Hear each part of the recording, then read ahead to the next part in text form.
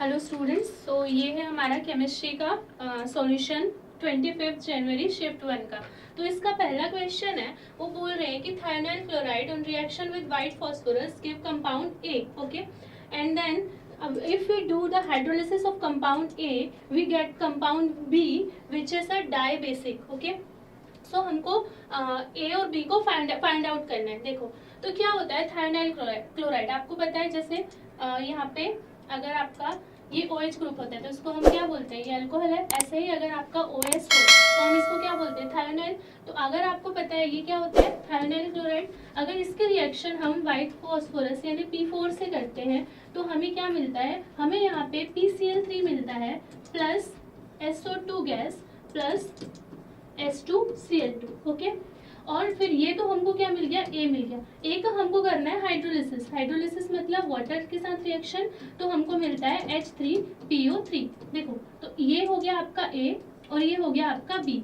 देखो ये तो सिंपल, अगर आपको रिएक्शन याद होगी तो आप ऐसे कर लोगे, इसमें कोई इश्यू नहीं है। तो आपका आंसर तो हमारा डी आ गया। लेकिन एक चीज देखो, अगर आपको रिएक्शन नहीं भी आती है तो भी यहाँ पे लिख रखा है डायबेसिक, ठीक है। आप इससे क्वेश्चन को पकड़ सकते हो, डायबेसिक है मतलब बी जो कंपाउंड है वो आपका डायबेसिक है। अभी यहाँ पे देखो आप ऑप्शन ए में क्या है, H3PO4, ओके। इसमें भी H3PO4 तो आपको पता है H3PO4 कैसा होता है, PO OH OH और OH, ये आपका H3PO4 है। तो आपको दिख रहा है ये तो कैसा है, ट्राइबेसिक है। आगे यहाँ पे एक ऑप्शन है H3PO3, तो H3PO3 कैसा होता है, ऐसा।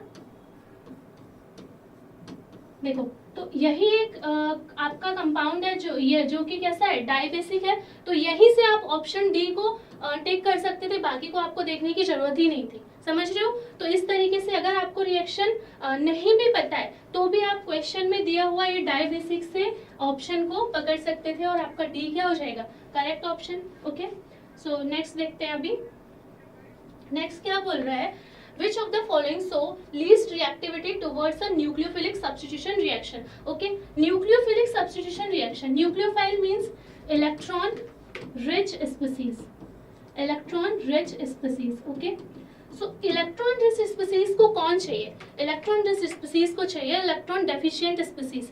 तो बस अभी हमको देखना है कि इसमें से कौन सा जो कंपाउंड है या मॉलिक्यूल है वो सबसे लीस्ट रिएक्टिव होगा towards a nucleophilic substitution reaction. So देखो अगर हमको क्या करना है, हमको इनकी इलेक्ट्रोफिलिसिटी चेक करनी है। देखो चारों कंपाउंड को अगर आप देखो, मैं फिर से यहाँ पे ऐसे ड्रॉ करती हूँ, तो Cl है, आपका Cl है, इस पे आपका ऑर्थो पे NO2 लगा है। दूसरा है आपका Cl के साथ आपका ऑर्थो प्लस पैरा पे NO2 लगा है। थर्ड में आपका सिर्फ मेटा पे NO2 लगा है और फोर्थ में आपका पैरा पे NO2 लगा है। आपको पता है NO2 जो होता है वो एक इलेक्ट्रॉन विड्रॉइंग ग्रुप है, मतलब ये इलेक्ट्रॉन विड्रॉइंग ग्रुप क्या करेगा, बेंजीन से इलेक्ट्रॉन डेंसिटी को अपनी तरफ खींचेगा, ठीक है। मतलब ये बेंजीन को कैसा करेगा, इलेक्ट्रोफिलिक बनाएगा। तो जितना ज्यादा बेंजीन से इलेक्ट्रॉन डेंसिटी खिंच जाएगी वो बेंजीन उतनी ज्यादा इलेक्ट्रोफिलिक होगी, और जो जितनी ज्यादा इलेक्ट्रोफिलिक होगी वो उतनी जल्दी न्यूक्लियोफाइल से रिएक्ट करेगी। तो देखो क्वेश्चन में क्या पूछा है, क्वेश्चन में पूछा है लीस्ट रिएक्टिव। लीस्ट रिएक्टिव का मतलब हमें ढूंढना है हाई डेंस बेंजीन, ओके। तो देखो आपको पता है ये इलेक्ट्रॉन विड्रॉइंग ग्रुप है, -m लगाता है। और देखो यहाँ पे ये कहाँ पे प्रेजेंट है, ऑर्थो पे प्रेजेंट है, यहाँ पे ऑर्थो और मेटा पे प्रेजेंट है और यहाँ पे पैरा पे प्रेजेंट है। तो ये क्या लगाएगा, -m लगाएगा। मतलब ये तो क्या करेगा, ये तीनों कंपाउंड में तो आपकी जो डेंसिटी है बेंजीन से क्या हो रही है, खिंच रही है। तो इसका मतलब ये तो क्या हो गई, इलेक्ट्रोफिलिक सब्स्टिट्यूशन रिएक्शन के लिए ज्यादा रिएक्टिव हो गई। पर यहाँ पे देखो ये NO2 है, ये मेटा पे लगा है। आपको पता है कि -m जो है वो मेटा पे वर्क नहीं करता है, मेटा पे क्या होता है, सिर्फ -I वर्क करता है। तो इसका मतलब हमारी ये जो है ये थोड़ी इलेक्ट्रॉन डेंस बेंजीन है, तो ये क्या होगी, न्यूक्लियोफिलिक सब्स्टिट्यूशन के टुवर्ड्स लीस्ट रिएक्टिव होगी। हमको क्या पूछा है, लीस्ट रिएक्टिव पूछा है। देखो क्वेश्चन करते टाइम भावनाओं में नहीं बहना है, सबसे पहले देखना है कि पूछा क्या है, लीस्ट पूछा है, मोस्ट पूछा है। Generally correct incorrect least most में गलती होती है, तो आपको ये ध्यान रखना है, ठीक है। नेक्स्ट देखते हैं हम। नेक्स्ट क्वेश्चन है, for a first order reaction from A to B, कोई एक रिएक्शन है जो आपका ए सबस्ट्रेट है और बी जो है प्रोडक्ट है, कन्वर्ट हो रही है, और इसका जो टी हाफ दिया है आपको वो है 30 मिनट्स, ठीक है। इसका टी हाफ कितना दिया है? 30 मिनट्स। वो पूछ रहे हैं कि बताओ 75% रिएक्शन को कंप्लीट होने के लिए कितना टाइम लगेगा। देखो इससे सिंपल क्वेश्चन नहीं हो सकता केमिस्ट्री में। कैसे?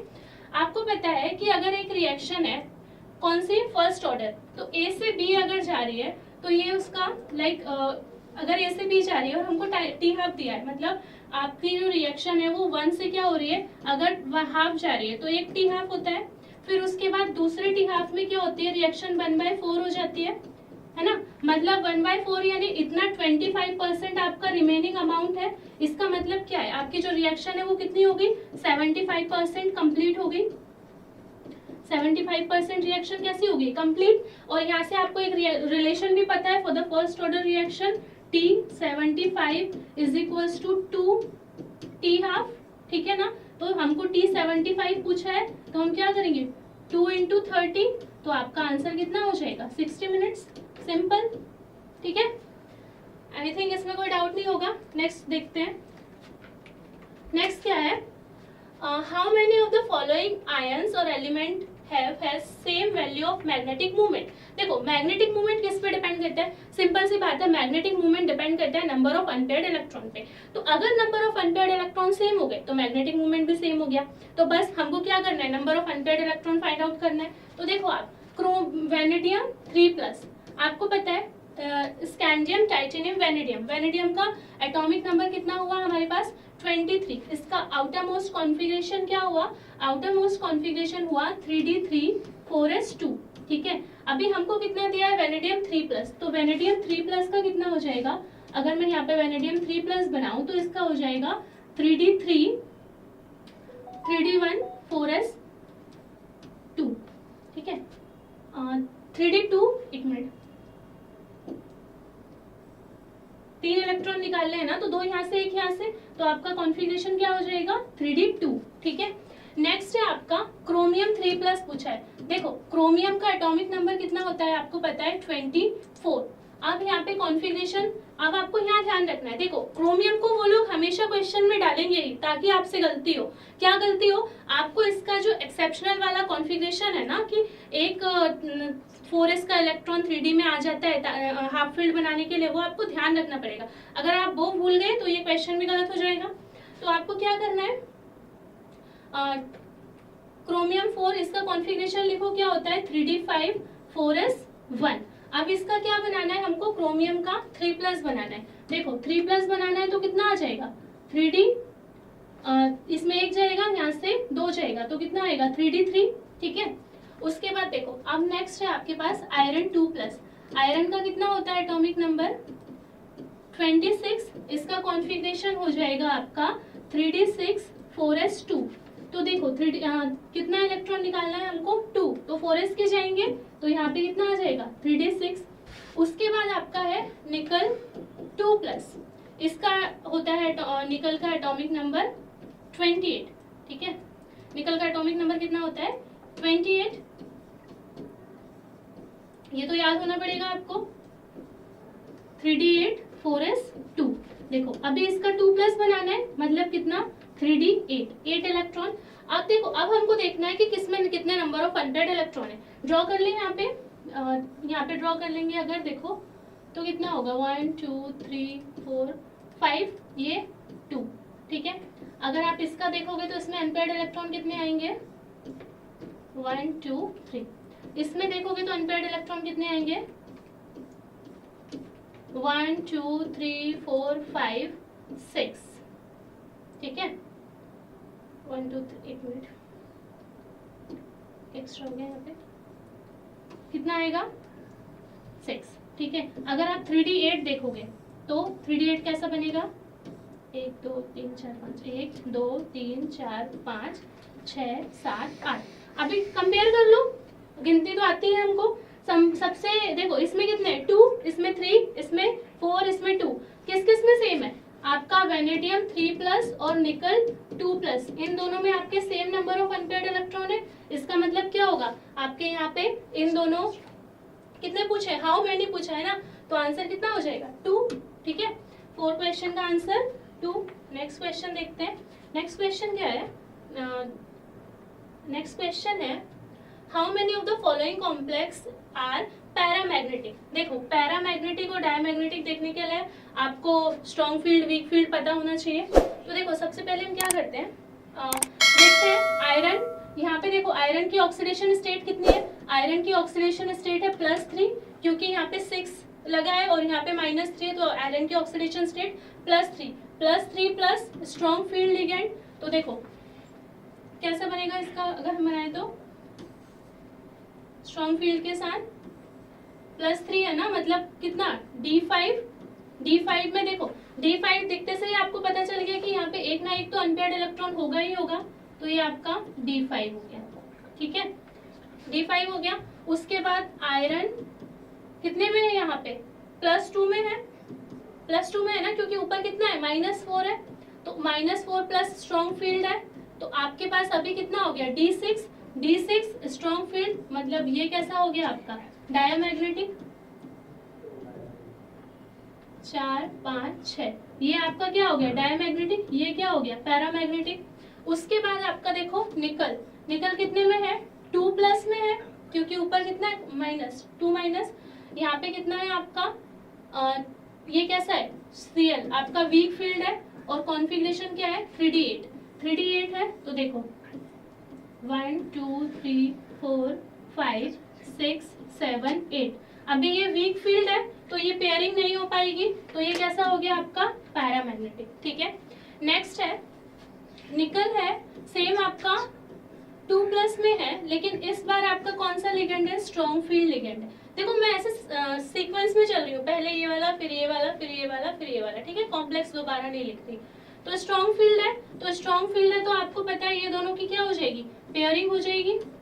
तो 1 2 3 4 5 6 7 8 ये आपका एक खाली हो जाएगा, तो ये आपका कैसा हो गया डायमैग्नेटिक, ठीक है। अभी तक हमें 2 पैरामैग्नेटिक मिले, अब इनमें से देखो चारों में से कौन कौन पैरामैग्नेटिक होगा। देखो क्या है आपका CuCl4, देखो ये रिपीट है, एक बार दो एक सेम कॉम्प्लेक्स 2 बार रिपीट है, आप हमको 3 ही देखनी है। तो CuCl4 है और ऊपर 2 नेगेटिव है, इसका मतलब कॉपर किसमें है 2+, और कॉपर 2+ है, प्लस क्या है आपका वीक फील्ड लिगेंड है। तो कॉपर 2+ मतलब कौन सा कॉन्फ़िगरेशन हो गया आपका 3d9 है ना, 3d9 हो गया। 3d9 है तो चाहे स्ट्रॉन्ग फील्ड हो या वीक फील्ड हो पैरामैग्नेटिक तो होगा ही होगा। 1 2 3 4 5 6 7 8 9, कॉपर 2+ 3d9 होता है ना, क्योंकि एक 4s से इलेक्ट्रॉन जाएगा एक 3d से जाएगा, तो ये हो गया, ये आपका क्या हो गया पैरामैग्नेटिक। नेक्स्ट देखते हैं, नेक्स्ट क्या है आपका कॉपर है +1 में, कॉपर है +1 में, क्योंकि ऊपर कितना है 3-, तो कॉपर +1 में है, +1 में है, प्लस आपका वीक स्ट्रॉन्ग फील्ड है +1 यानी 3d10, तो स्ट्रॉन्ग फील्ड वीक फील्ड का कोई फर्क ही नहीं पड़ता, डायमैग्नेटिक है। तो ये वाला कॉम्प्लेक्स आपका कैसा हो गया डायमैग्नेटिक। उसके बाद आप देखो कॉपर का वाटर के साथ, तो कॉपर 2+ है ना, कॉपर कैसा है 2+ और वाटर है आपका, तो वाटर तो आपका वीक फील्ड लिगेंड में आता है, तो कॉपर 2+ मतलब वही सेम 3d9, तो 3d9 में आपका क्या हो जाएगा ये भी पैरामैग्नेटिक हो जाएगा। 1 2 3 4 5 ये आपके ऐसे भर जाएंगे सारे, एक अनपेयर्ड इलेक्ट्रॉन बच जाएगा, तो ये कैसा हो गया 3d9। तो यहाँ पे आप देख लो ये कैसा हो जाएगा आपका पैरामैग्नेटिक। तो काउंट कर लो कितने हो रहे हैं, काउंट करो जरा, देखो 1 2 3 और 4 कितने आ रहे हैं आपके 4 कॉम्प्लेक्सेस आ रहे हैं जो कि पैरामैग्नेटिक होते हैं।